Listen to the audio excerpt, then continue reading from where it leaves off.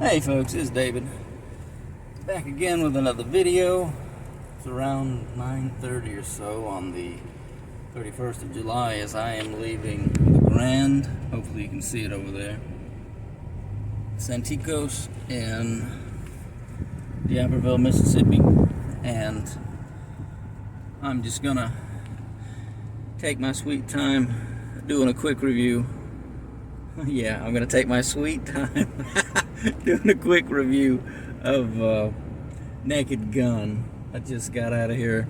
I actually spent pretty much the whole day at the movies, and I had a great time at the movies today. I saw Jurassic World Rebirth. I saw Superman. I then ended things with the Naked Gun movie, and this was.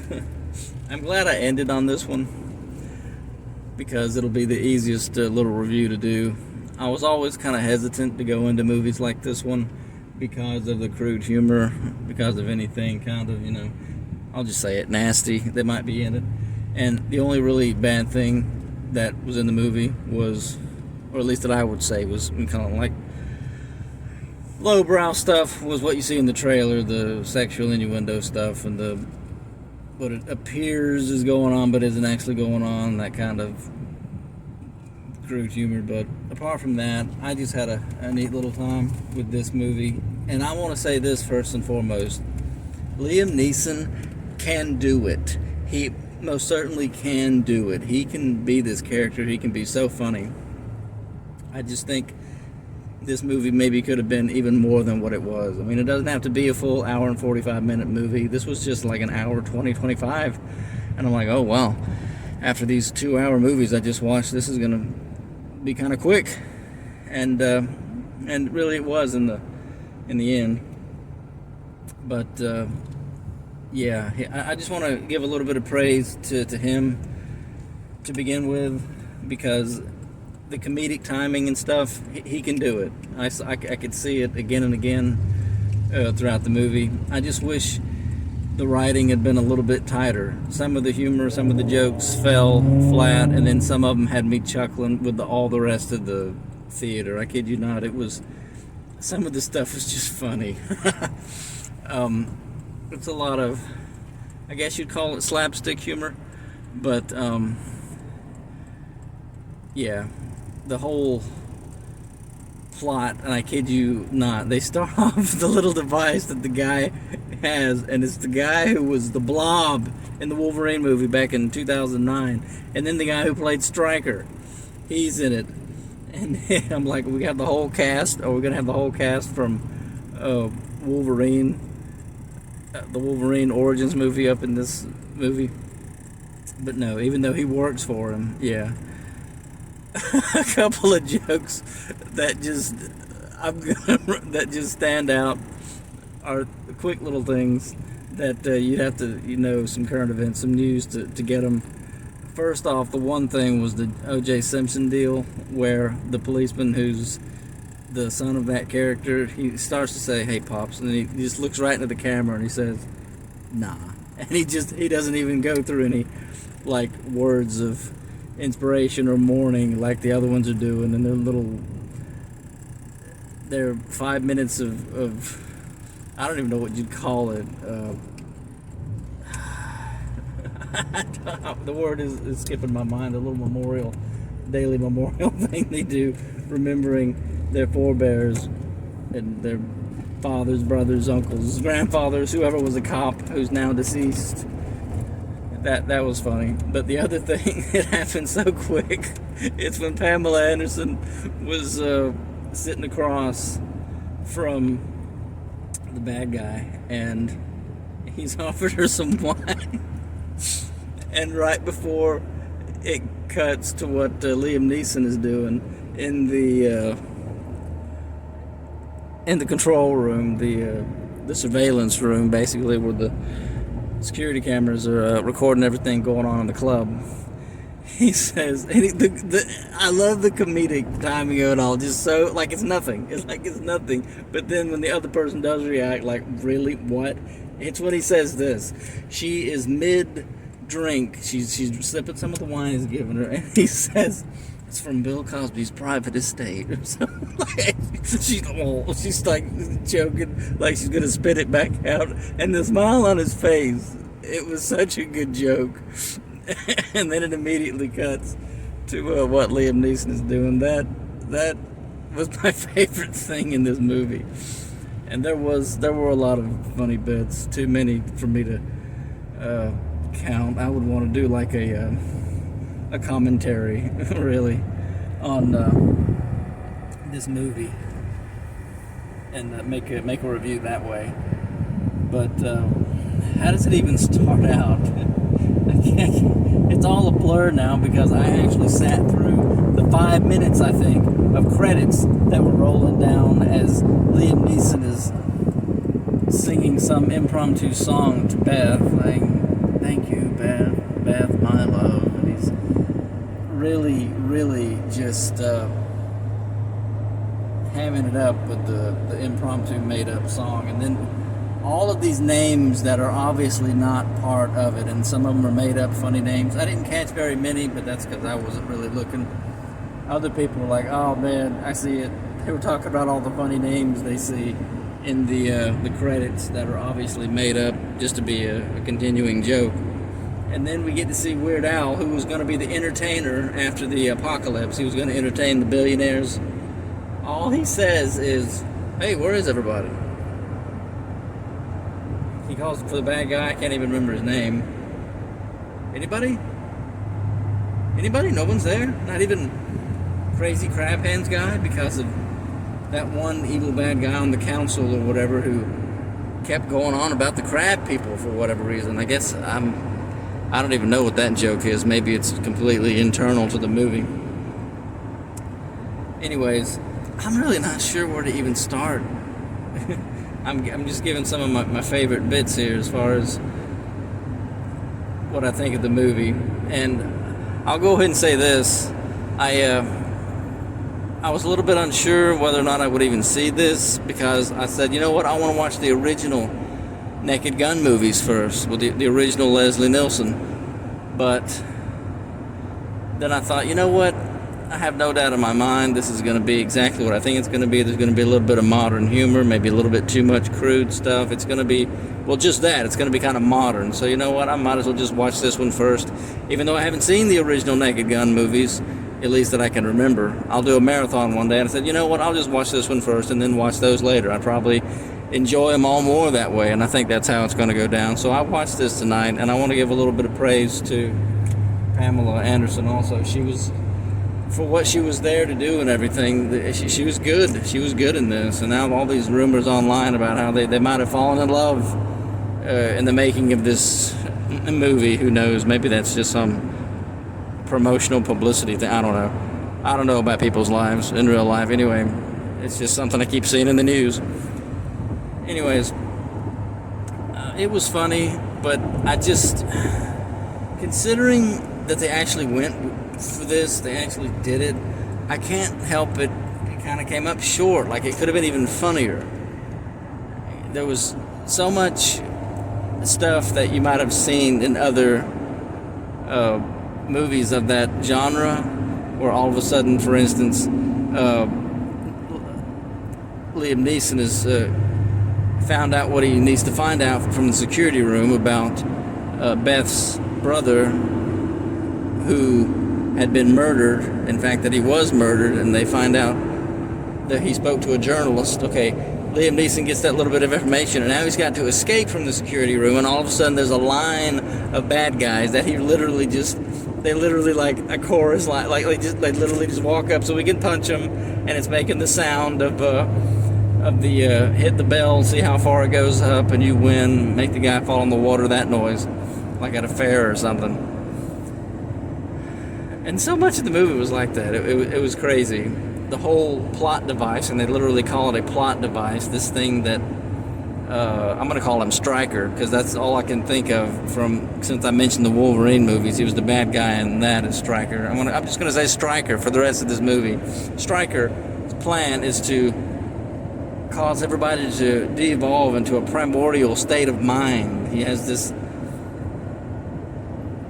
deal where he's basically going to try and Professor X everybody else. I know I keep making these X-Men references, and I didn't even mean for that to happen, but you remember in X2 where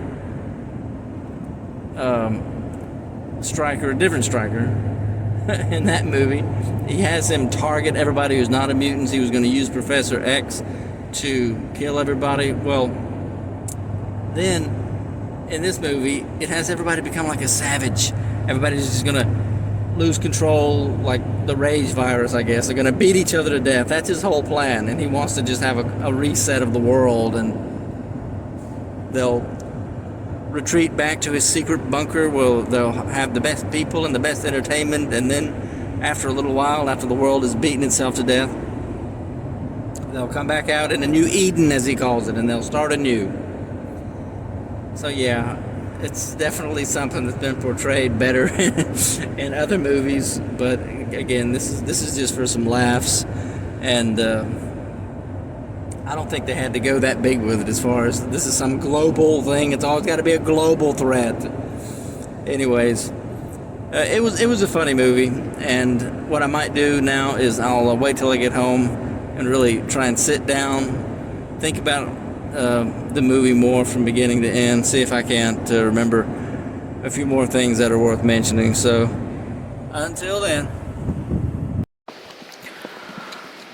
Okay, folks, I'm back. We're going to go ahead and finish this review of the audio. Hope you're all doing well, and let's resume.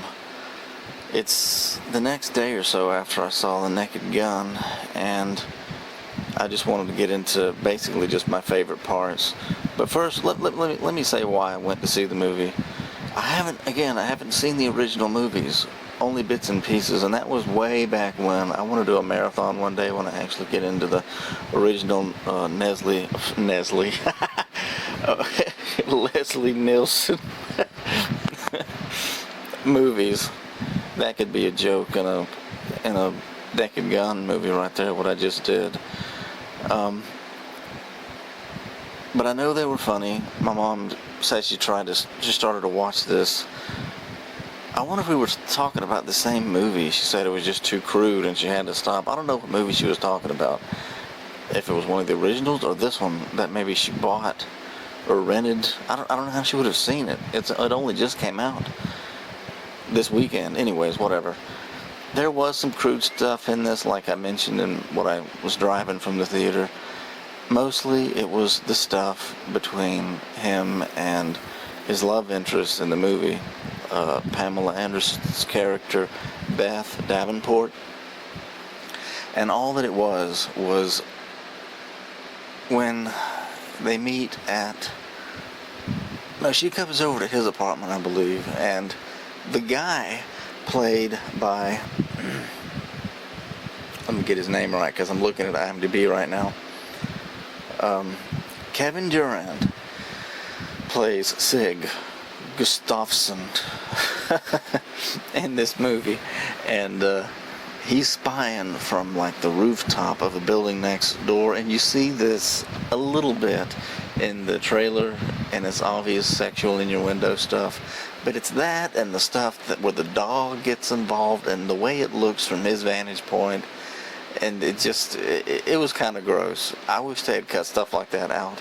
Unfortunately, even though I don't have any memory of the old films, I know that things like that are part and parcel of this franchise. It's just what they put in there. I'm just saying, if I could have my way, I wouldn't put stuff like that in the movie. It drags it down. But as far as some of the other jokes, let me go ahead and say this. I tried to tell my mom this, but I couldn't explain you have to see it. I'm going to try and explain it again. But it's the skit. It's the set in the movie where they're literally on a set.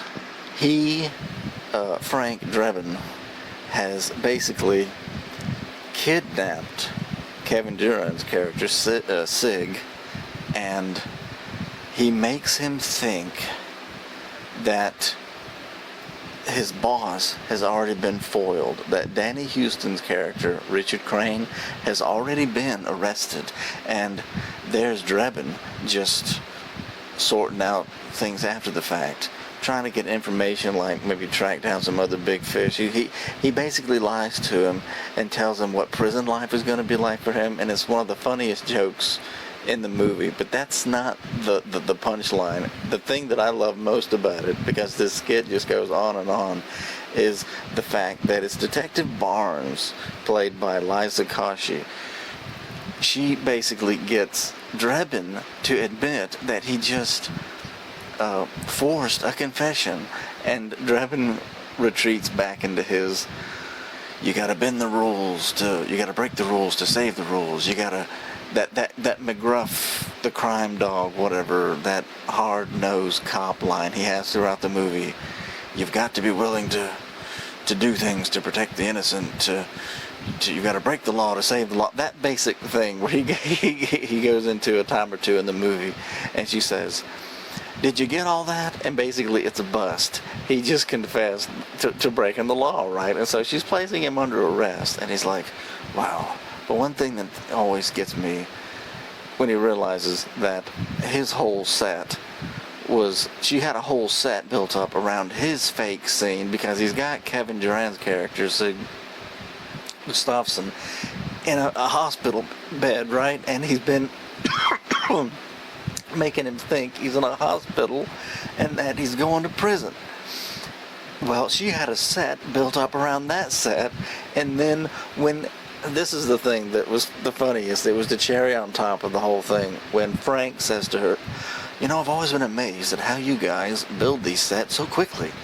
And then she confesses, she straight up says, oh, well, we just use under the table labor or something like that to throw these things up really quick. And then Frank says, did you get all that? Somebody was video recording or taping her saying that, and so then an even bigger, like, TV set, the walls start moving again and the curtains are moving, and then she gets busted and she's placed under arrest by, who was that guy who came in? I'm looking at the cast, but he's not mentioned here so far. Or is it Detective Park? Eddie Yu? I don't know. She's placed under. I love that. I love that. That was my favorite part of the movie. It was like, did you get all that? And it was a skit inside of a skit inside of a skit. I kid you not. And that was my favorite thing in the movie, apart from Pamela Anderson starting to drink the wine when Danny Houston says, with that big old Cheshire Cat smile on his face, he was so funny in this and just so pure in his evil. He says, from Bill Cosby's private estate. He's so proud of it. She's like wanting to spit it out when he says that. That was so funny. And I saw a little news blip right before I went on the IMDb page here, where one of the headlines was something like, Naked Gun playfully pokes fun at Liam Neeson's problematic past. I don't know what that's about, but if I had to assume, I didn't read the article, but I think what they might be talking about is how everybody was saying he was a narcissist because of a particular part of his life that he actually admitted to and talked about, which doesn't seem to be particularly malicious when you just stop and think about it, that he would open up about that kind of thing.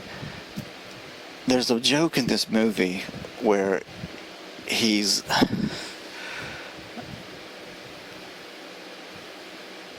getting under the skin of this bartender. He's like he's questioning him about things he's seen and what's been going on in the bar. Has he seen a certain person?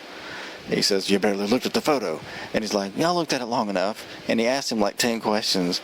And he's like, I know who you are. He realizes that Drebin is the cop who shot his brother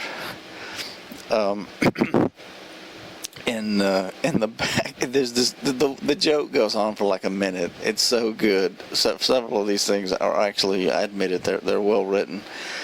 How did it go? He he says, well, you might remember that Drebin says, I've shot a lot of people in the back.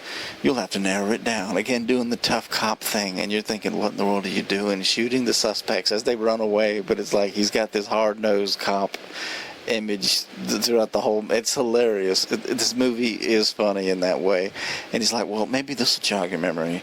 He was wearing such and such, and he was this, and he was that. Oh, well, that narrows it down to about 50-something.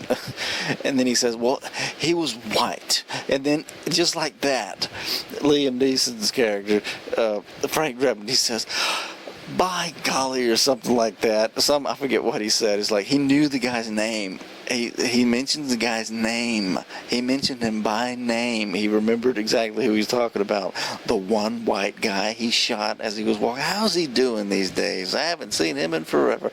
And what the guy say? He's in a wheelchair or something. I don't know. And half the theater is like, people just bust out laughing when they realize what they did there. It was like that was kind of a low blow kind of thing. But they just rolled with it in the movie, and it just. The comedic timing, as I call it, in so many of the jokes in this movie, it was just flawless. It is a very decent parody, again, except for the crude stuff, which it's in there, so it's in there. What else that was really funny that I wanted to mention? I like this poster I just saw for one of the original films. I think it was Naked Gun 33 and 1/3. It said, if you look closely on the thing, it says mostly all new jokes.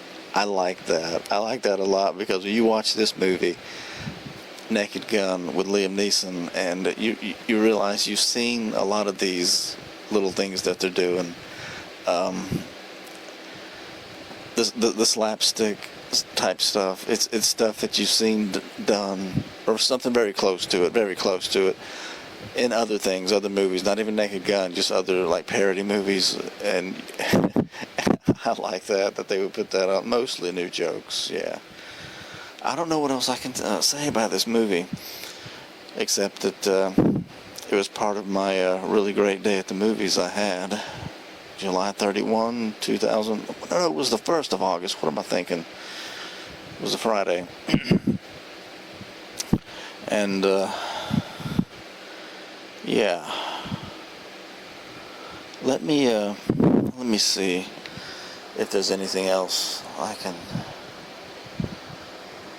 remember that I'd like to talk about.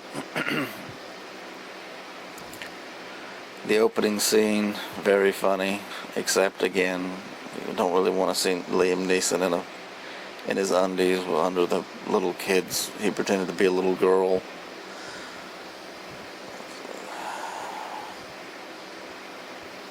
So many funny things in this movie. Looking at the cast, I'm glad they mentioned all these people, and yet it's Liam Neeson's movie, man. He's in almost every scene he's in this movie.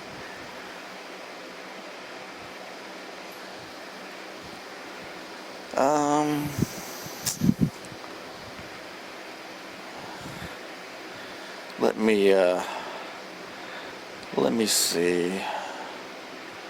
I really liked it's the oblivious nature of the character, like the man who knew too little, is what always gets me. The coffee gag, how they're always throwing more coffee they got away, and somebody's handing him a new coffee. Maybe it's a bigger cup, or like you see in the trailer where he says thanks. He's driving. He's clearly driving, and yet somebody hands him a coffee through his window. It's so funny. And you talk about Looney Tunes level funny in this movie, and I got to put spoilers at the beginning just in case you don't want everything ruined, obviously. There's a scene where he's in the electric car that Kane, the bad guy, gifted him, because he's all into all-electric revolution, and it's part of how he became a billionaire and how he's going to conquer the world using the revert to your caveman mentality, whatever that plot of this crazy movie was. He can't drive it. It's been totally taken over, commandeered by Kane. Yeah, you have a safe trip there, detective. Bye. And he lets him, he's going to like crash him into the pier, right? And drown him. Well, Drebin shoots out the windshield, knocks it out, but then he can't stop the car. He's going to have to get out through the windshield, he's going to try and do, I guess, and make a jump for it somehow, which is insane. First, he runs through some guys that have balloons. The car that's out of control, because he's not controlling it anymore. It's being controlled by Kane. So there's balloons all up in his car. And then he runs through some guys who had bees. He's like, oh no, not the bees. Now he's got bees all up in his car. And then, I kid you not, there's some guys carrying a windshield, like a glass pane joke. Can they not break the glass pane? He drives through it and it perfectly fits the car, and so now he's trapped in the car with the balloons and the bees and a brand new windshield, because he shot the first one out and knocked it out. Now he's got people burst out laughing at that joke. That was wonderful. And apart from this, I guess a worthy mention is definitely his daydream fantasy of how a romantic rendezvous with Beth would go. I kid you not. He imagines this cabin in the woods where, just for fun, he and her do a Ouija board. They conjure some spirit, and the evil spirit, goes into the snowman that they built together. And so then they got a third friend there who's participating in all their activities, including their little romantic fling, which is kind of weird, but it's funny up to a point when he's kind of pushing him away like it's private time between him and her.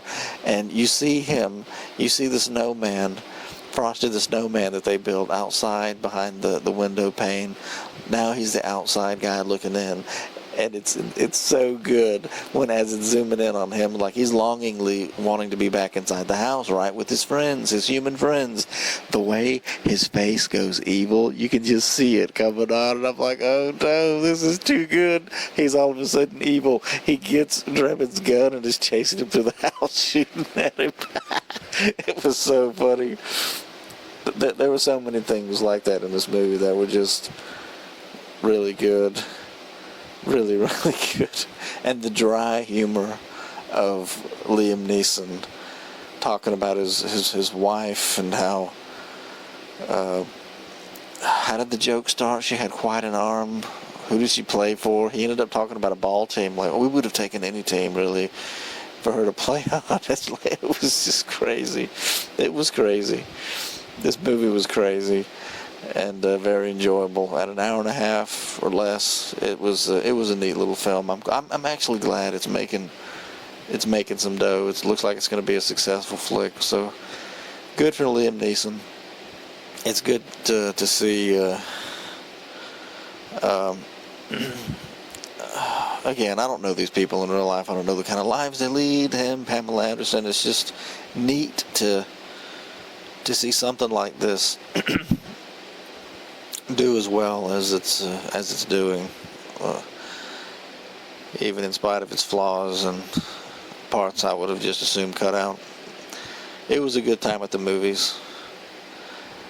I know I'm going to think of all kind of little funny bits after I cut this video, but I got to go ahead and stop it. Thank you so much for listening to me, folks. It's been good, and we'll see you in the next one. Thanks.